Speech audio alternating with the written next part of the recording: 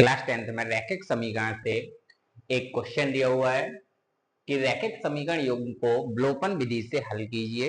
तो आइए देखते हैं विलोपन विधि क्या होती है। यानी कि रैखिक समीकरण को हल करने के लिए जो प्रोसेस होती है उनमें से एक प्रोसेस होती है विलोपन विधि, दूसरी होती है प्रतिस्थापन विधि और तीसरी विधि होती है वज्र गुणनखंड विधि। तो जो हाई स्कूल लेवल पर है वहां पर विलोपन विधि और प्रतिस्थापन विधि ही पढ़ी जानी है। तो विलोपन विधि से समीकरण को किस प्रकार से सॉल्व किया जाएगा, यानी कि एक्स और वाई का मान फाइंड करना और वो भी विलोपन विधि से। इक्वेशन फर्स्ट और इक्वेशन सेकंड दोनों को सॉल्व करना है। तो विलोपन विधि किस प्रकार से प्रयोग करेंगे? विलोपन विधि, विलोपन विधि में सबसे पहले यहाँ पर ये देखना पड़ता है या तो x का गुणांक या फिर y का गुणांक बराबर कर लेते हैं। तो यहाँ पर देखिए x का गुणांक 3 है, यहाँ पर x का गुणांक 4 है, यहाँ पर y का गुणांक -1, यहाँ पर y का गुणांक -1 है। यानी कि y का गुणांक यहाँ समान है ऑलरेडी, तो x का गुणांक बराबर करने की आवश्यकता नहीं है, तो केवल y का गुणांक ही बराबर है। तो इसी से समीकरण को सॉल्व कर लीजिएगा। 3x - y = 3 और 4x - y = 8।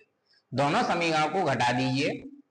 घटाने पर घटा क्यों रहे हैं? क्योंकि यहाँ पर दोनों में माइनस चिन्ह सेम है, यदि घटाएंगे तो चिन्ह बदल जाएंगे। यहाँ पर माइनस हो जाएगा, यहाँ पर प्लस हो जाएगा और यहाँ पर माइनस हो जाएगा। ये y माइनस का और ये y प्लस का कैंसिल हो जाएगा। तो यहाँ पर बचेगा 3x - 4x यानी कि -x = 3 - 8 माइनस का 5। तो x की वैल्यू यहाँ से आ जाएगी 5।